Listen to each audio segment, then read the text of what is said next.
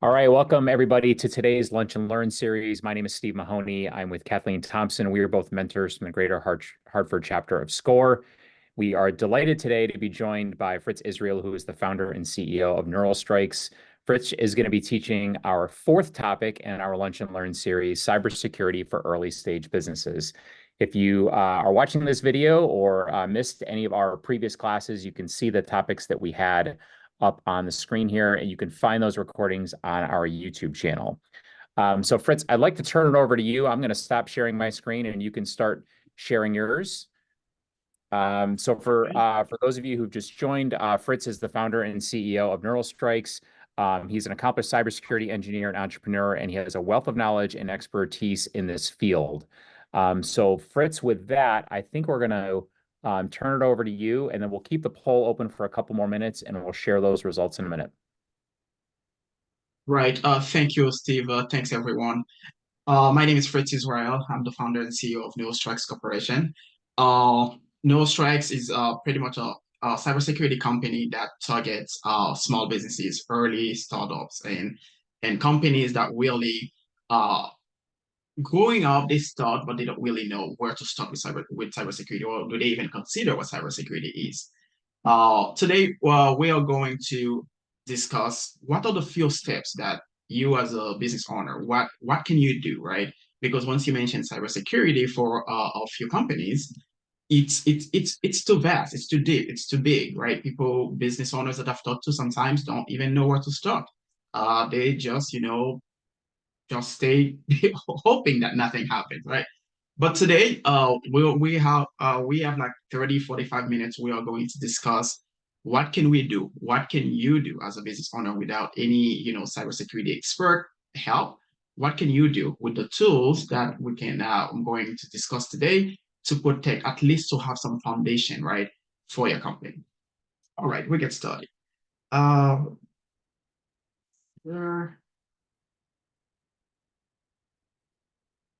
Okay, so as Steve mentioned, this webinar is for early stage business, right? But that does not mean if you're mature, if you're like 5 or 10 or 6 years and in your business, that does not mean what we are going to cover today did not apply to you. Of course they do. The longer you are in a business, if you don't have the foundation, that the cybersecurity foundation that you need to have, you're still not secure, which we will discuss in a few next slide here. Um, as I mentioned earlier, my name is Fritz Israel. Cybersecurity, electrical and computer engineering background, been in cybersecurity for the last 10 years and keep growing up in my career. And I speak 4 languages, and I love to, keep learning as much as I can. When I'm not working in cybersecurity, I'm on the soccer field, wanting to be active.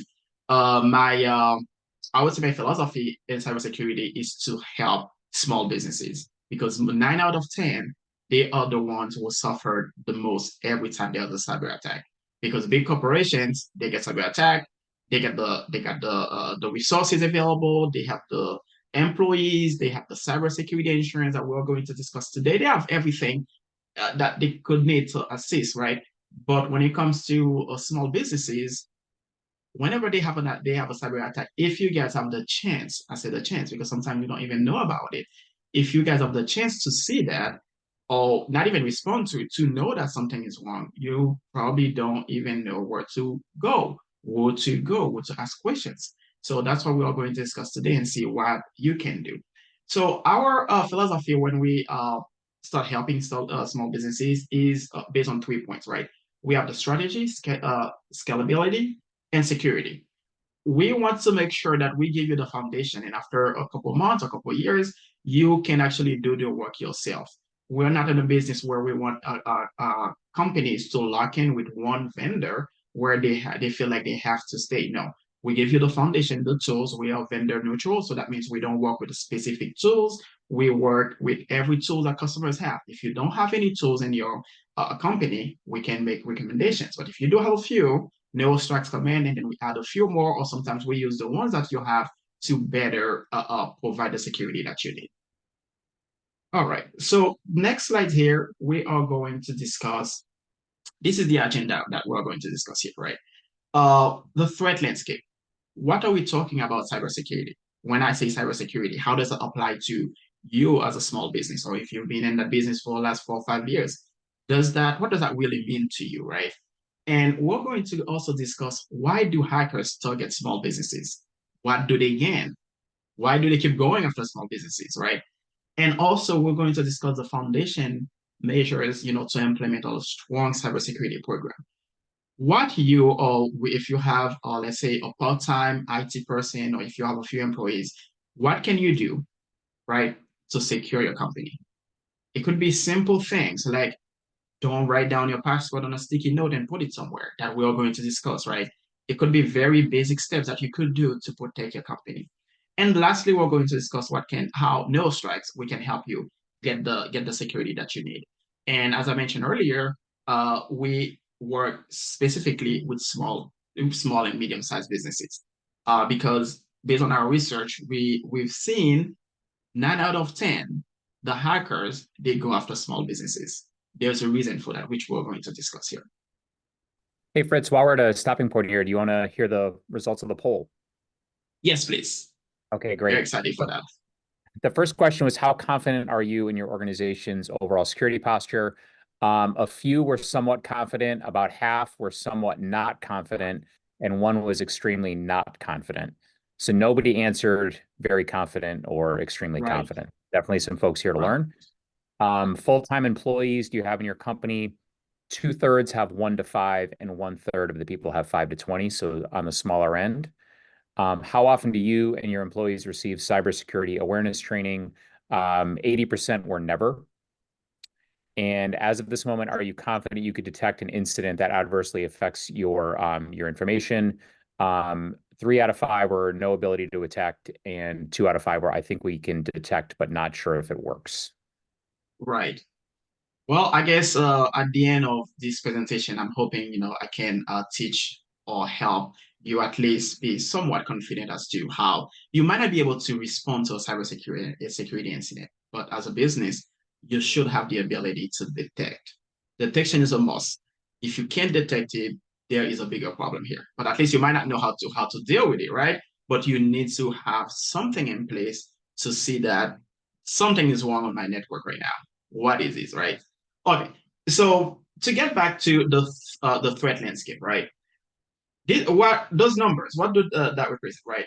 We have 51% of small business, right? They have no cybersecurity measures in place at all.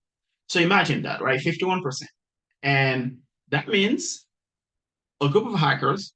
It could be located anywhere. They have 100% chance to get into your network, steal your company data that sometimes business owners think they don't have, give you a ransomware or whatever they please, right? And then walk out, and you have zero chance of knowing that, because you don't have the tools, you don't have the resources, you don't have the experience, don't have anything to see that. So that's one reason why hackers go after small businesses. They call them low-hanging fruits, right? They just walk in, take what they need, and walk out, plain and simple. Number two, we have 87 of small businesses have customers' data that could be compromised on an attack. Imagine that if you were e-commerce company, right? You're selling stuff or whatever the services that you are doing. Somehow you have customers' data that needs to be protected. They have to. Could be their name, their email address, their mailing address, and perhaps the last four of their credit card, or perhaps the full credit card number you have access to. That's data that you need to protect, right? When small businesses have a mentality of, we are a small business, we don't have, much money for cybersecurity. So therefore, you're putting thousands or hundred or many more customers at risk because they are your clients. So therefore, if you as a business, you don't take the ownership, you don't take actions to protect those customers, you are losing. You are at the point where if you get compromised, not even if, when you get compromised, those clients will also get compromised because you did not have the proper resources, the proper knowledge, tools to protect their information. Another for the threat landscape here, small businesses receive the highest rate of targeted malicious email, 1 in 323. What does that mean, right? If you go on your mailbox right now, right, there's a chance, and 323 emails that you might receive, one of them is a phishing email. So I look at the poll right here. So if you have never taken any cybersecurity awareness training, that's another problem, right? How would you be able to detect when there's a phishing email? Yes, have heard from small business owners. I'm not going to click to anything that says they promised me a trip to the Bahamas. But guess what? With the evolution of artificial intelligence right now, and hackers don't really make silly mistakes or promise you things that are too good to be true in their email anymore. They make it so realistic. They make it so legitimate, right? It's very hard for a person without cybersecurity knowledge or at least the training to detect when there is a phishing email. Also, 80% of all hacking incidents involve compromised credentials or password, which is a password is play a very critical role when it comes to your company policy or company business, right? Because 80% of success hacking involve someone in your employ or someone in your company. Could be your employee, could be the secretary, whoever, right? Whoever in your company has their username, and the password could be a simple password. I can tell you how many times that I work into a company and I'm the first password I try is password. 9 out of 10 it works because small businesses most of the time they don't have the knowledge to change the default password. They don't even bother sometimes to change it because it's easy for them to remember and it's easy for the small team that they have. As they told me, we trust everybody here. We are like family.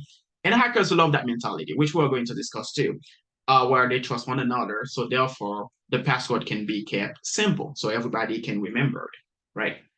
And external attackers are responsible for 94% of attack on small businesses. So imagine that, right? We have external hackers. They are responsible for 94%. And according to SBA, when small businesses get a cyber attack, the chance of them to stay open to do their business is significantly reduced. So technically, you have 6 months to close your business. Because when you look at it that way, you have a cyber attack. If you don't have the tool to detect it, you won't be able to respond to it. Even when you respond to it, you see something is wrong. Perhaps your files are encrypted. You can't log into Outlook. You can't really open your QuickBooks, you name it right now, right?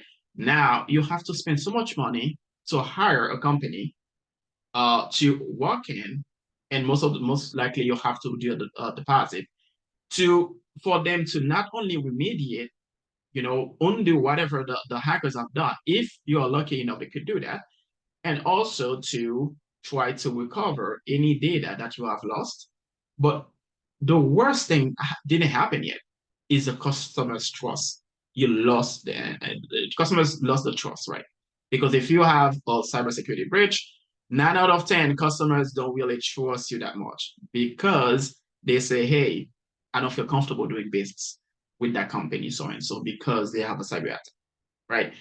So these data I didn't make them up. Those are from Verizon cybersecurity report and any companies, any just statistics for 2024 for small businesses. You're going to see countless of articles and research that proven that small businesses have always been targeted. Now they play a much more better or growing role because hackers are leveraging small businesses as a stepping stone to get to bigger organizations. I've mentioned in the past the cyber attack that happened in Target back in 2013, I believe. It starts at a small business, their HVAC company, right? So the hackers go to the HVAC company and they target, the retail, Target corporation. So another point too is when a small business thinks they don't have any data to protect, that's not only a lie, but also you're putting other businesses that you have a relationship with at risk. If you have vendors, let's say you have your computers or any vendors that you have a relationship with, they trust you sometimes. If they get an email from so and so company, there's a chance that it could be you, but also there's a small chance that a hacker can impersonate that business. So this is very important as a small business, as you're getting started, right? Very early, or even if you're in a business. you've got to have a few things in place that will get started right.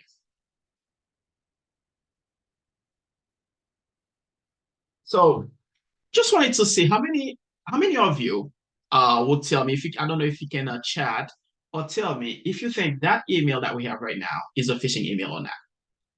So I'll be pleased. I'm excited to get to know the answer to know if this one is a phishing email or if it's not a phishing email.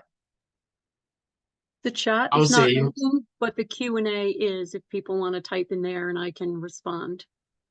okay, that would be great, please, Kathleen, because I would like to know how many of you think that this email here is legit.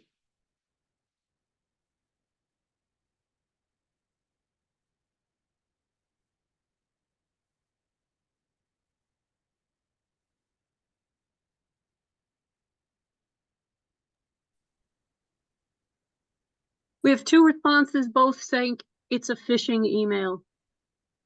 Okay, so let's see if we have, well, possibly 1 or 2 more answers. If not, we'll move on. Let's see. A third one says phishing. Okay, phishing. All right. Okay, so we have 3 that says phishing. Okay, great. In fact, it is a phishing email. So if we looked at a few clues here, right, on that phishing email, that what we have here. Let me get the number one. We could possibly see, the support as at msupdate.net. That's really not a domain for Microsoft, right? And number two, if we look at the sense of urgency that that email is telling you that, hey, you have to check it out, it just does not give you the confidence as to, hey, what's going on here, something fishy is happening here, right? A few clues that we can actually, it would take much more time to really discuss how you can detect a phishing email, but that is not 100% guarantee that you will get them all the time. So always look at the domain, right? Where that email is coming from. So let's say the company is Neuralstrikes.com. And if I'm sending you an email and then you see it's coming from Fritz at 123 you Neuralstrikes or Neuralstrikes as they have impersonated that company before.com, 9 out of 10, or even 10 out of 10, it's not us, right? Because our domain will say F Israel at whatever, Neuralstrikes. So that's one clue, right? The second option also you can look at, if you put your mouse over, if you hover that domain, right, and at the left bottom corner of your computer, you are going to see the actual domain where it's leading to, and you're always going to see where that link is taking you. If it's taking you to 123.uk, whatever, that's really not a legitimate email. And there are other tools that you could use to just analyze the email header to see where it's coming from, the DMARC. All those informations are useful to understand the legitimacy of that email. So this is good. So if you like the result, because this is one of the most simple phishing email, but sometimes you get some of them, they look so well that it takes a lot of understanding and analysis to understand that this is not a legitimate email. Next, let's talk about a weak password for sometimes here, right? As I said earlier, we've got to a point where as you start in your business, you have to start implementing some what we call cyber hygiene, right? When everything right now requires a password, right? And there is a common, denominator that I've seen in businesses that have worked and try to have them give them better cyber hygiene. The password is the same, right? If they have the password, let's say admin, username and password admin 1234, or the password could be user is user, password is password, because they don't bother changing the default password for their firewall, for any system that they use. They just leave it as a default password. And if you have the same password, you use the same password, it's easy to remember, It's easy to do your business because you're working, or you want to just do your business. And then you start typing your password. That's a problem here. Why is that? Because number one, the password is not secure. Okay? Because there are tools, there are cracking tools that will literally take me less than 1 minute to crack the password. No more. 1 minute, I got your password. That's why in the previous data, it says, I believe 80%, it's compromised password. We get your password, so guess what? I'm good. I got your password, got your username. I can walk into your business. I can do whatever I want, steal customers' data, do whatever that a hacker would do, right? To just leave your company after. Or sometimes they could even stay to see what other juicy information that you will have. And one business that we've done business with, the hackers have been in their network for the last 91 days. They didn't even notice that. They haven't noticed that until their customers started to notice that their invoice don't match up. Something is odd, right? So this is when another reason as to all started because the password was a default password. They didn't change it, right? That's number one. Number two, I want you to explain also, be mindful as to what you are putting online on your LinkedIn profile, on your Facebook, on your X or Twitter, on anything, right? Because when we, as a cybersecurity company, if we are going to test the resiliency of a network or trying to test a phishing email, send a phishing email to a client, we're not going to just send it out of the blue. We're not going to just send it randomly. We study, we see what you do online. If the good companies at Neuralstrikes, Cybersecurity, we do that, the hackers do it much more often. They study your pattern. They see, hey, what did you post the last Sunday? You were at, the football game with your son. You posted, your son's picture, very nice, football game. Now we have a clue. Last Sunday, you were at the football game. And guess what? There were other parents also with their children, playing the football. So now I have, because we are human, we believe once we have something in common. So most likely what we do is say, hey, Kathleen, I'm just picking your name. I say, hey, Kathleen, I was at the football game with your son and so and so. So that was a great picture as you post. And this is my son also. I think they're on the same grade or whatever. Therefore, that file the picture that I'm sharing with you is not a legitimate picture. I mean, it appears to be a picture, but behind it, there's a payload. Once you download, that can compromise your computer and get me access to your network. So what does that do, right? Once I know, we call that targeted phishing. Once I know the target, right? I know their patterns. I know they talk a lot on social media, on LinkedIn, on Facebook, whatever they do. They go on vacation. Yes, great. Post your company name and stuff like that. And also, another bad thing too is their password. It's very, very easy for a cybersecurity engineer to guess someone's password based on what they post. Because again, we are human. We remember what we like. If your favorite football team is whatever, let's say New York Giants, whatever, right? You love that. So guess what? Your password will have that. Let's say your favorite soccer team or your favorite NBA team, whatever that might be, right? Your password will contain that. Your favorite colors, your favorite dog, because we see those things. When we say, hey, let's try their dog's name with 1, 2, 3, 4, that's a password. So the issue before we start bringing tools and in the cybersecurity, it's the culture. As you start growing your business, think about it as the building blocks. You want to create a solid cybersecurity culture. Okay. Therefore, there are many things hackers can learn from their next victim just by visiting their profile. Just go on their social media, you learn whatever you need, whatever they need, and then they create a very good phishing email. They send it to you, and you fail. Not only you don't have the tools that can detect, hey, there is a phishing email, right? Number two is you trust that email at the first sight because it contains a lot of, clues that are true to you, right? Your favorite soccer team, your favorite football team, your favorite color, the places, your favorite places and stuff like that. And those tend to contain the passwords of your choice, okay? And password is very critical in terms of like business security. You might not have all the tools that you need to protect, to detect, but you need to really things that you can do. You can just go ahead and start implementing those. Don't write down your password and put it on a sticky note under the keyboard. It's not working. It doesn't work that way. It does not work. It's good for you to just, lift your keyboard and, you say it. It doesn't work, right? Also, don't put it on an Excel file. Okay, you put all your password, their username on an Excel files, you save them somewhere, perhaps on your Google Drive. That's a bad idea because that file you compromise. Imagine how many calls you have to make, how many, like, all your bank profile, your QuickBooks, your CRM, you name it, right? All of it.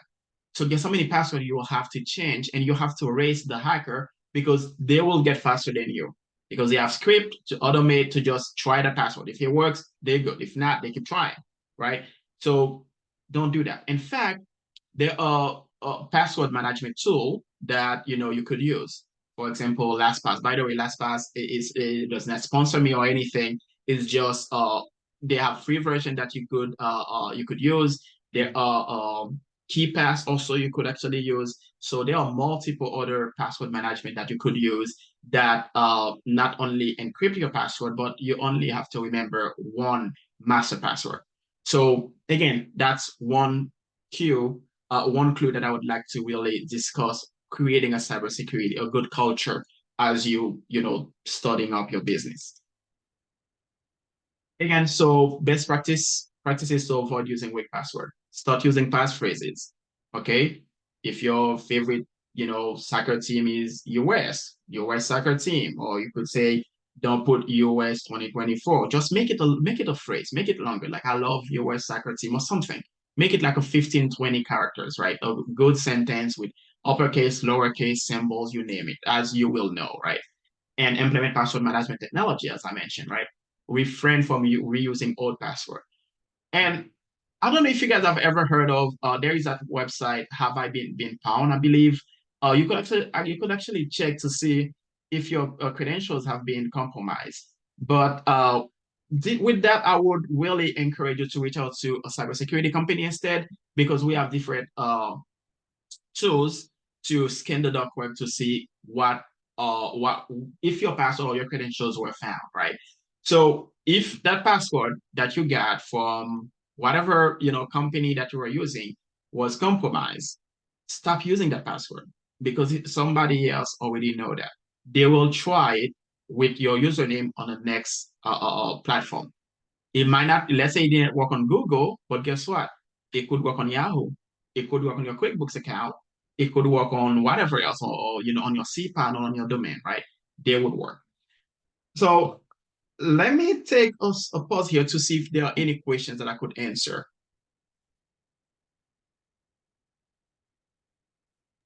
There are. We have two so far. Right. The first is from Julie. Right. Julie asks, does the software used to create the business website and or the domain they're on provide cybersecurity?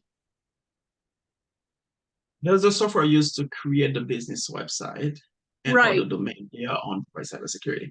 So Julie, I could tell you, cybersecurity is not like a one size fits all, right? It's not like a one direction, right? So let's say you have security or that protect your domain, right? That protects your website. That does not mean hackers are not going to use different directions like phishing email to get to you. That does not mean they cannot find your username and password. That does not also mean they cannot, send, ransomware, right? Or malware. They cannot inject malware. Or that does not mean that they could literally just send you a file that has malware on it. So therefore, the security that you have on your domain has nothing to do with the endpoint, the laptop, because there are multiple layers inside cybersecurity. You have to protect all of it. It's like a house, right? You cannot just close the window in your bedroom and say, "Hey, my house is safe and secure from the intruder," right? But okay, let's see. When you purchase a domain, So should you also protect security? What does it protect? What portion of, like, for example, if you collect email addresses or If you have a database of customers, does it protect the database itself as long as no one can hack into it by stealing your password? Well, if you have a database that contains customers' data, so that actual server needs to have multiple security tools installed on it. They will need to have what we call an endpoint detection, okay, to scan it, to keep scanning it. You will have to implement a need to know policies, so not everybody can just walk into that database No, and start seeing. I mean the website. If it's part of your website where the data is housed on the server at the web host because it's part of your Oh, I see what you mean. files inside, contained within your website. Right, Does right. it protect, does that protect that on assuming nobody has access to your password to get in? I would say it depends, right? Because some companies they could call you say, "Hey, are you? I'm seeing a new login to your, CPAN or whatever. Was that you?" And it also depends on the security that you implement on that. Do you have multi-factor authentication, right? I would not just assume just because let's say Bluehost or any domain company, you use a database. I would not just assume that my data is safe. Even on let's say Google Cloud or Amazon or whatever, they provide the service, they provide the security that they can to the best of their ability. But that's on you as a business owner to make sure that you have extra protection to confirm that when suspicious things happening on that customer's data. I would not 100% rely that, stating that, okay, they managing it, it's fine. No, they do not 100% managing it. And if you read the fine letters in their agreement, they say that, right, that you have to really, they do the best that they can to protect the data, their infrastructure, right? As long as it's up, they're doing their part. So now your part is to make sure that you have policies, standard procedures, the tools that you need to monitor that platform. Hope that answers your question, Julie. If not, we can after the call, we can talk more about it. And All I right, think this one's related. When you purchase a right. domain, should you also purchase a security package being offered for extra? That's deep. That term security is very broad, right? It could be the domain privacy they want to sell you. That when somebody Yes. type who is, yeah, I would yes, because that's one more information that hackers cannot get, right? Let's say where you live, because when you buy the domain, you need to list where you live, your credit card, blah blah blah, all these informations. But if you don't have the domain security, domain privacy, available security turn off, if I do who is CatherineThompson.com, whatever, I can have all these informations because they are not hidden, right? So I would encourage, yes, you could, but again, that does not imply the full security. It's just one piece, a tiny little piece, just the domain, right? Got it. We have one more question so Yes, far. Is cybersecurity a concern with a business that is only on social media? absolutely. As long as you are dealing with customers' data, which you might not think you are, because when you look at it that way, if you're doing business, you're not selling to yourself. You're selling to, other businesses, other people, other, users. So therefore, you must have at least some information about them, right? So therefore, yes, if you do the business on social media, and social media, this is the hub for hacking, right? It's literally the hub. Yeah. So I would 100% encourage you to get any cybersecurity that that's needed to protect that business. I understand, for example, if you are doing some business with pen and paper, like old school, you don't use any computer, you hand deliver things to clients. Yes, that's fine. But the minute that you use a computer, yes, you are being targeted. You might not know about it, but yes, you are. So it's a matter of when, not if that happens, right? That's All it for right. now. Thank you. So now, if we talk about why do hackers, target small businesses, right? That's the mentality. Number one is most small business owners think it will never happen to me. Okay, that could not be any more lie than that. It will happen to you. In fact, it might have happened. You might not even know about it. You did not know about it, right? Number two is my company is too small to be a target. This is not accurate because we've seen it, we've worked on it, we've heard of it time and times again. When you think your company is too small to be a target, hackers, they might not care about the data that you have, but they care about a client that you are doing business with. It could be It could be you are a one-person accountant. You're doing tax return for another small company because they want to keep the business in the community, but the hackers are interested in that small business. So therefore, they go after you as a one-person accountant to get the data of the next person. In fact, that happened many times, right? And also, you have my business does not deal with too much sensitive data. I don't think what too much sensitive data because once you have two pieces of information, that can be enough to set up some type of cybersecurity attack. If I have your name and your email, your name by itself, yes, that might not be very very helpful. In fact, depending on what the hackers' intentions are. If I have the name, okay, that's fine. That's one piece of information I have. But if I have the name and I have the email address, that's two pieces of information. I can send you a phishing email. If I have your name, your email address, and I have your last social, the last four of your social, that's enough for me to create or to open a credit card. Or all I can do is just go ahead and go to your Facebook profile and see when was your birthday. What did people post about when was the last message that says happy birthday? So now the hackers know they have your name, your email address, the last of your social, and your date of birth. All these are pieces of information that hackers can put together to create, to steal from you. So that's, again, it's part of the culture as to what do you post online. Very, very important. So cybersecurity, the hackers, they love small businesses. Those are the reasons. Small businesses don't have resources. They have poor security practice. That means you write down your password on your sticky note. The passwords are on a notepad on the desktop with the word password on it, right on the desktop. Somebody can just walk and double click on it and read all the passwords. And oftentimes they have the email address and the password. They could not make any, that's hackers, dream, right? And a lack of security awareness, right? They don't know how to detect a phishing email. They don't know much about cyber hygiene, how to do it, what you need to save, what not to need to save, what you need to download on your computer.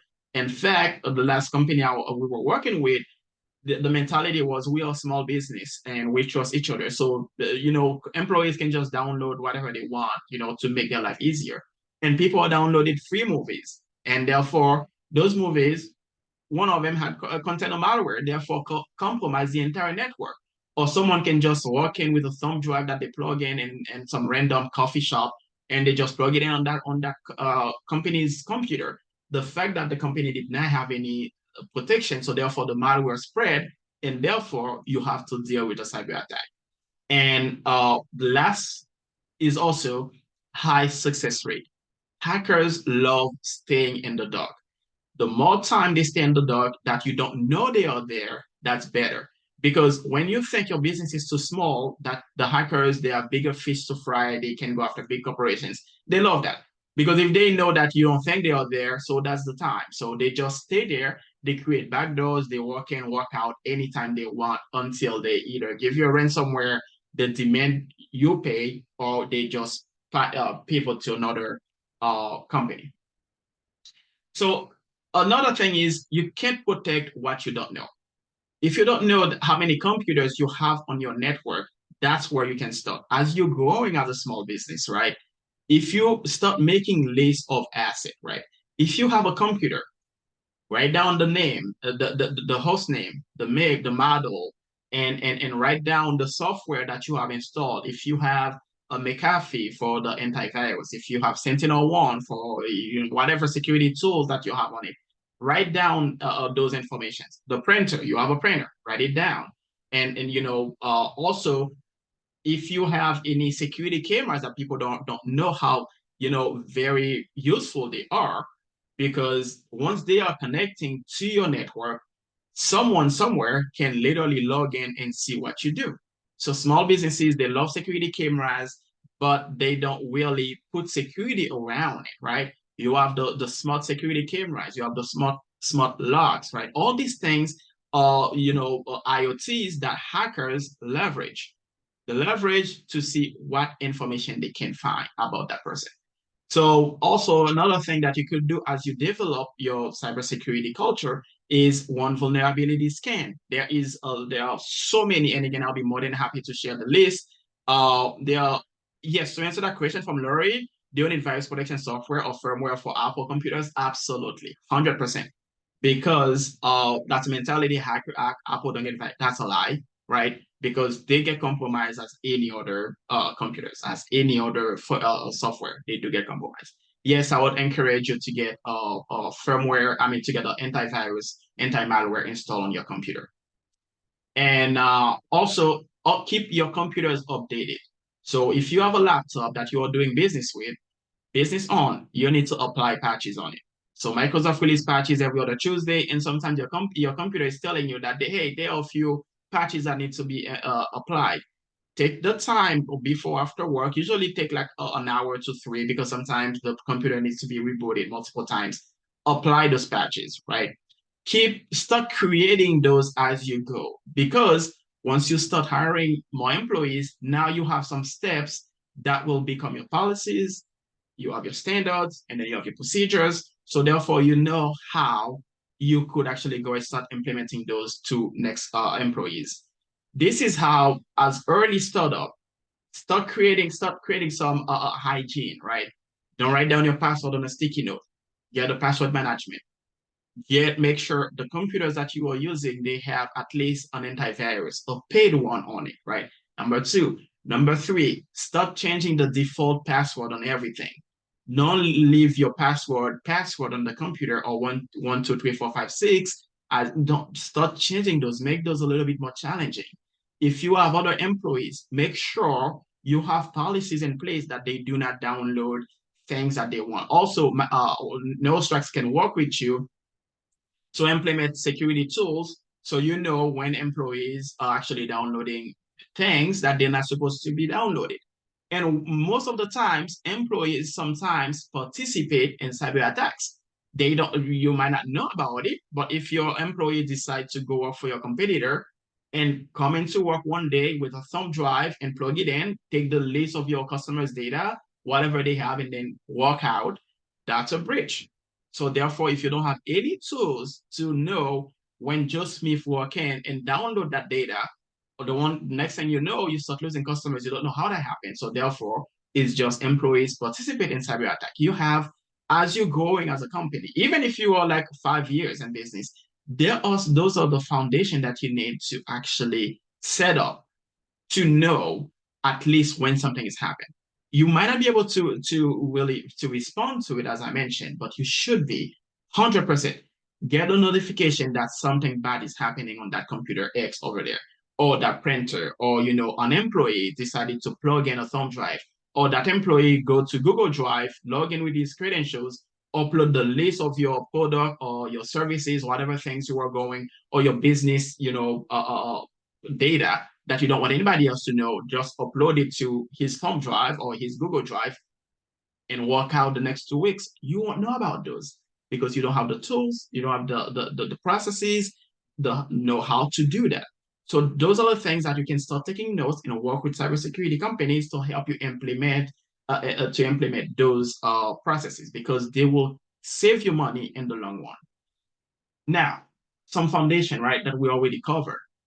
Implement multi-factor authentications. That's very, very, very easy to do. I would do that. If you don't have it, I would start doing that immediately after this call. Start implementing MFA. Literally, everybody has a smartphone. You can download the Microsoft app, start, syncing each account that you have with an MFA. If you don't have a smartphone, you can use your phone number just to make sure anytime someone log into that account, you get a text to confirm it is you. Okay? We've discussed about the password management. Don't put all your password in one Excel file, or even rename that Excel file to something else, hoping the hackers, because it's kind of like when I'm talking to small businesses, they they think as to they want to hide, so they hope the hackers or the bad guys are not finding what they do, because it doesn't work like that, right? If you rename your Excel file as to something that's not password, but guess what? There is an extension in Excel. I can just download all the extension and open it, and find out what inside, right? So just don't do it. And then finally, just keep your computers updated, right? Keep patching those printers or Windows computers. And worse, if you don't know what is on your network, you cannot protect it. If for some reasons you have a Windows 95 sitting on the basement, on a corner, a bunch of file on it, that computer is connecting to your network, that's a problem. Because I or any other security professional can just log into that computer to see is that a way in, right? Or the bad guys can use that computer as a door. So walk in, once they're on your network, it's very easy to navigate to the other side. All right. Finally, Neuralstrikes. So what can we do to help? So everything that I've mentioned earlier, Neuralstrikes we work with small businesses. We don't work with big corporation like Fortune 500 companies because there are so many other cybersecurity companies that do that. At Neuralstrikes, we are a small company. We only provide cybersecurity to small businesses. So therefore, if you have any questions, how to implement, multi-factor authentication, how to implement cybersecurity training. We love doing phishing tests because sometimes we even tell the client, look, this week we're going to send you we tell them we're going to send you 3 phishing emails.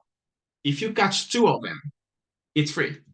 And we win all the time because they're expecting something fishy, something bad, something, and it could be a simple 2 words, and they click on it, they fail.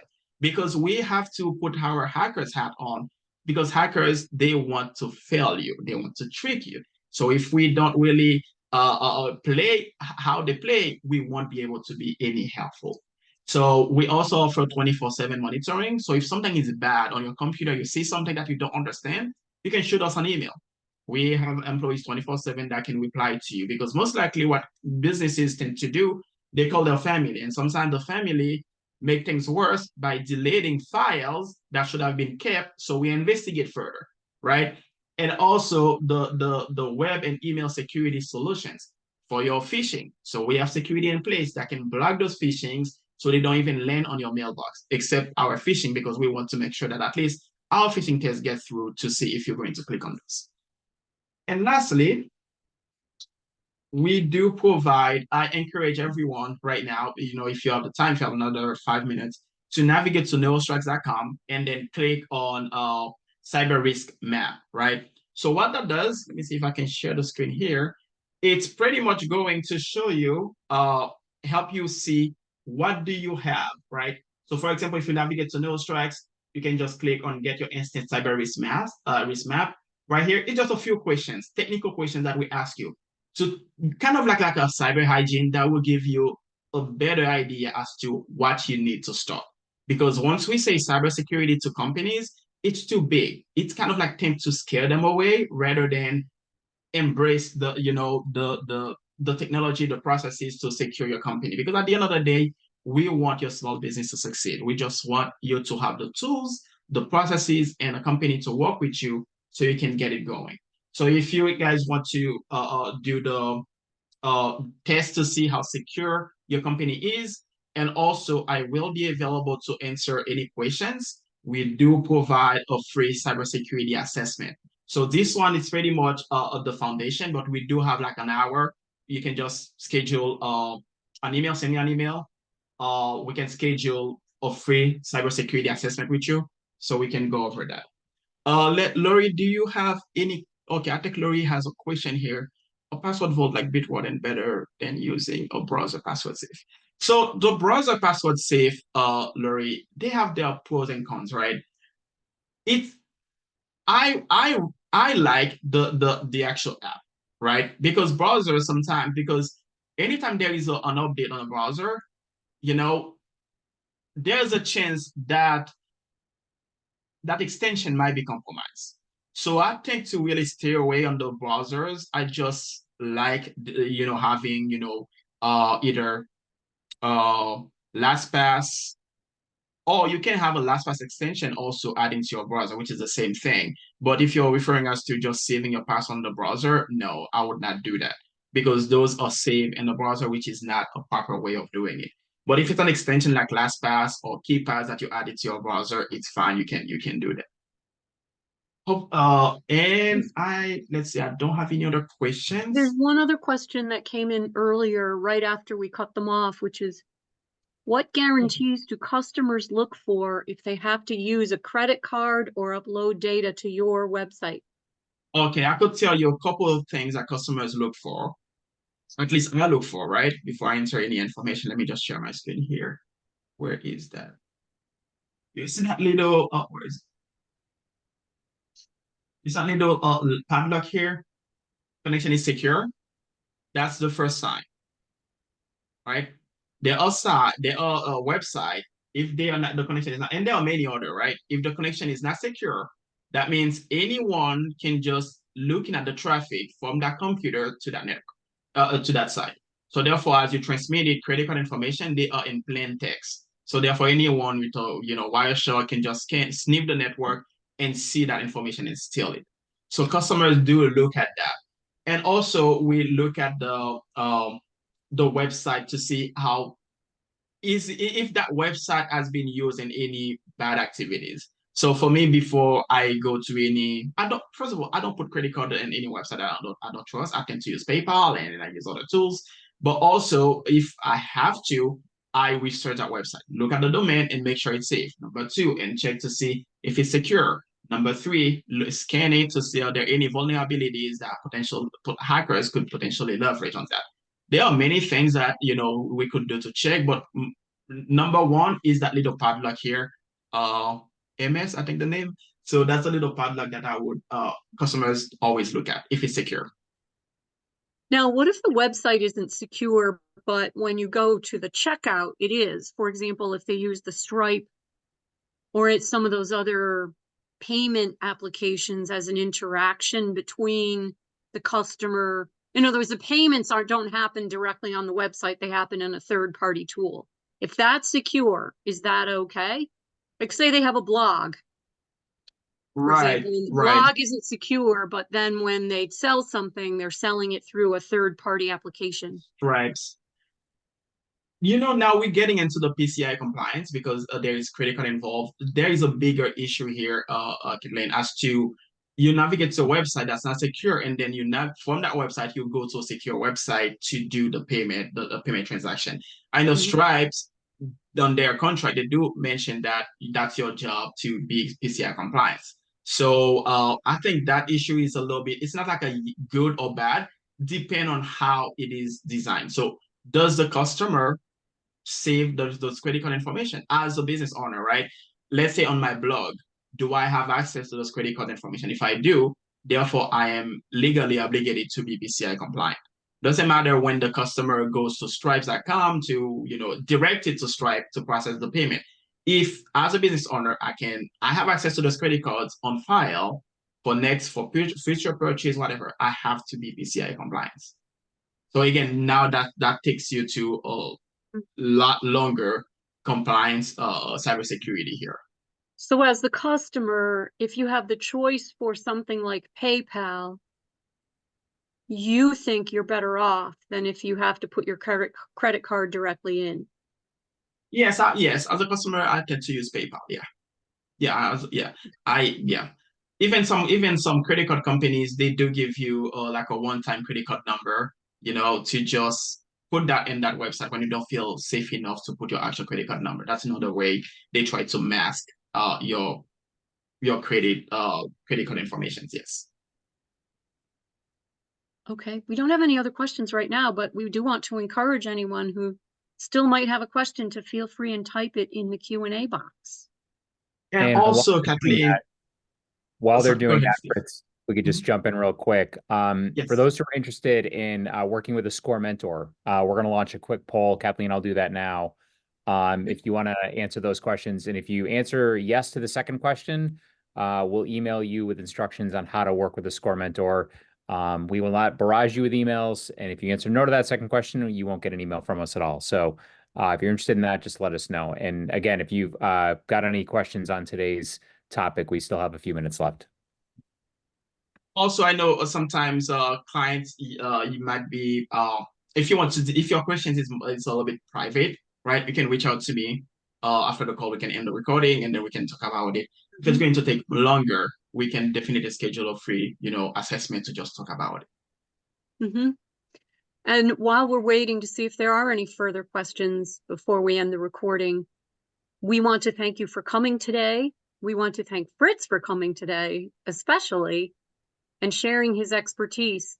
We also want to encourage you, if you would like to learn more about this topic, or you want to hear it again, because there was so much good information that you want to capture it a second time, we do send a email tomorrow with a link to the recording so you can watch it again anytime you'd like.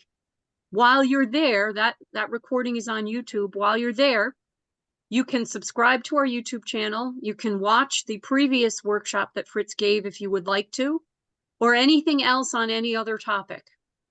So we encourage you to do that.